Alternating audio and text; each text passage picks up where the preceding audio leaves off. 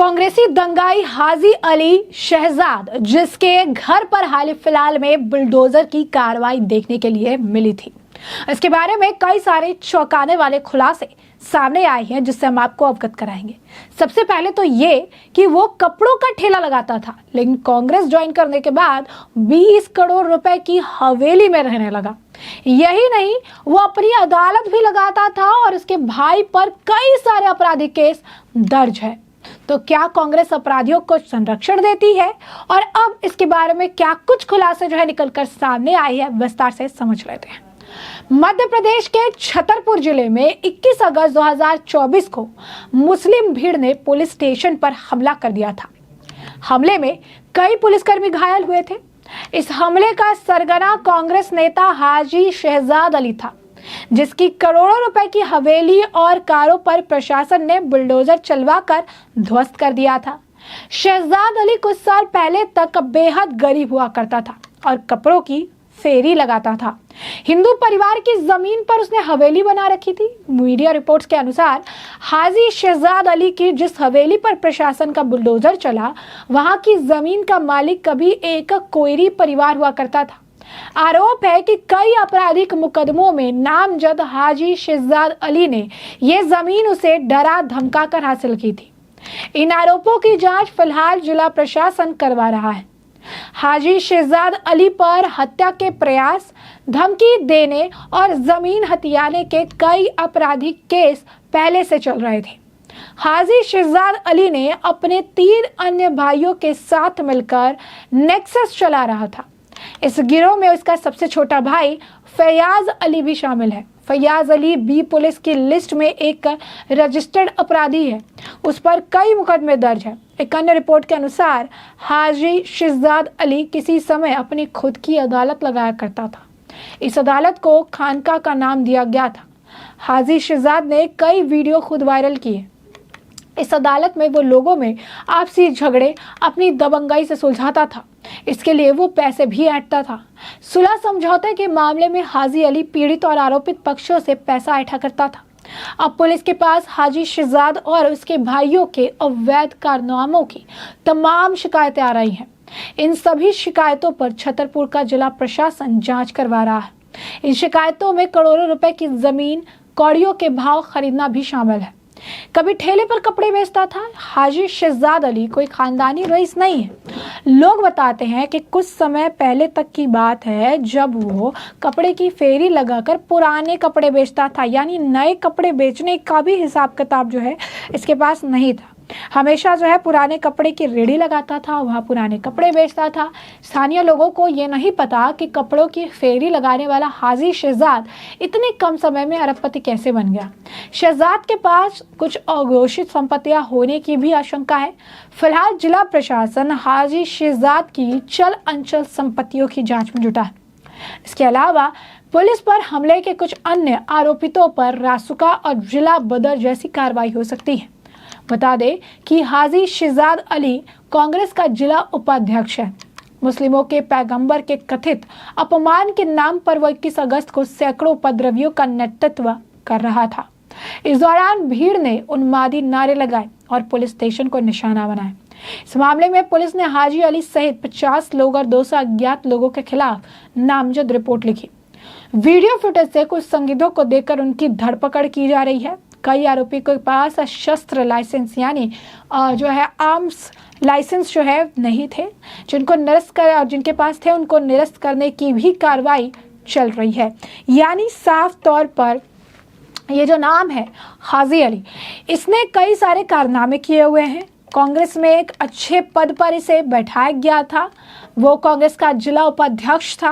अब ऐसे में हाजी शहजाद को लेकर ये बातें जो है सामने आई है, जो ये बता रही है कि हाजी शहजाद किस तरीके से और कैसा व्यक्ति था, कैसा व्यक्तित्व था कि उसके खुद के जो लोग थे, जो आप कह सकते हैं कि उसके जो करीबी थे, वो भी बहुत अचंभे में थे कि जो फेरी लगाता था, कपड़ों की जो है ठेला लगाता था, जो पुराने कपड़े बेचता था, बहुत कम समय में उसने करोड़ों का मकान बना लिया, करोड़ों की प्रॉपर्टी बना ली। और सबसे बड़ी बात है कि कांग्रेस में भी उसने जगह बना ली और कांग्रेस में भी जिला उपाध्यक्ष के पद पर विराजमान हो गया।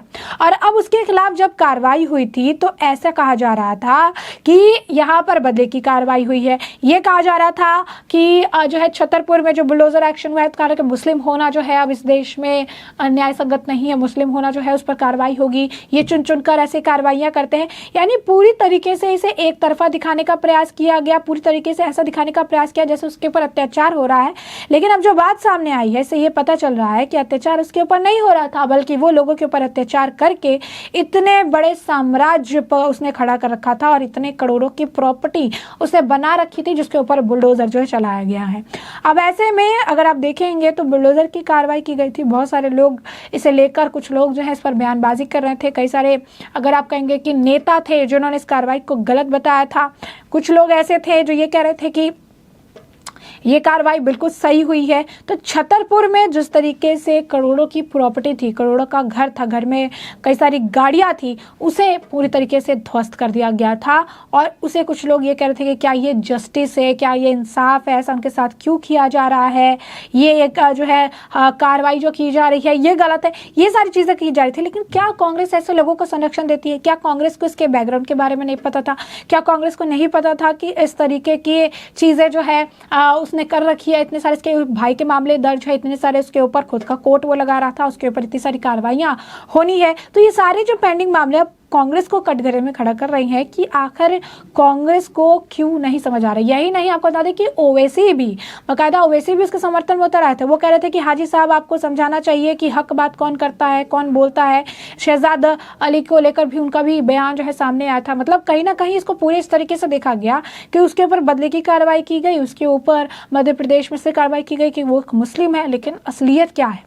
असलियत उसके बैकग्राउंड से पता चल रहा है कि क्या असलियत है। छतरपुर में जो कार्रवाई हुई थी वो क्यों हुई थी? छतरपुर को लेकर जो है ओवैसी ने कहा था कि इस इंसिडेंट को मैं कंडेम करता हूं, लेकिन जिस तरीके से सरकार ने हाजी शहजाद अली के घर को गिराया, हम उसके भी विरोध में हैं। अगर इस तरीके से सरकार चलती रही, अगर इस तरीके से लॉ नहीं रहा, तो फिर इस तरीके का काम करके फ़ायदा ही क्या जब वो अपने हिसाब से ये चीज़ें चलाएंगे। तो कहीं ना कहीं उन्होंने भी इस तरीके से बयान देकर सारी चीज़ें कही। लेकिन अब ये जो खुलासे हुए हैं, इसने विपक्ष के मुँह को बंद करने का काम किया है।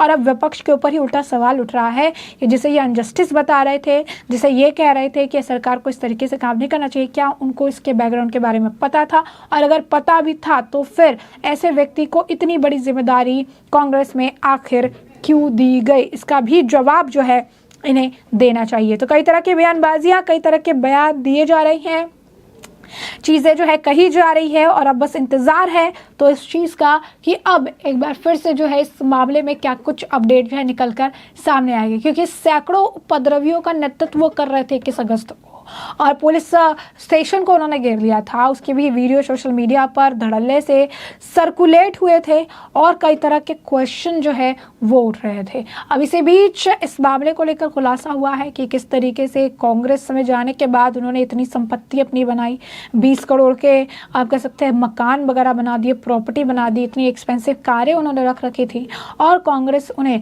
सिर्फ और सिर्फ अगर आप कहेंगे कि आगे बढ़ाने का काम कर रही थी। और इसके बाद जब कार्रवाई हुई तो विपक्ष ने इसे एक तरफा दिखाने का प्रयास किया। तो ऐसे में हमने आपको जो पूरा मामला है ये बड़ा विस्तार से बताया कि पूरा मामला क्या है। इस मामले पर आपकी भी जो राय हो हमें कमेंट सेक्शन में कमेंट करके जरूर से जरूर साझा करिएगा।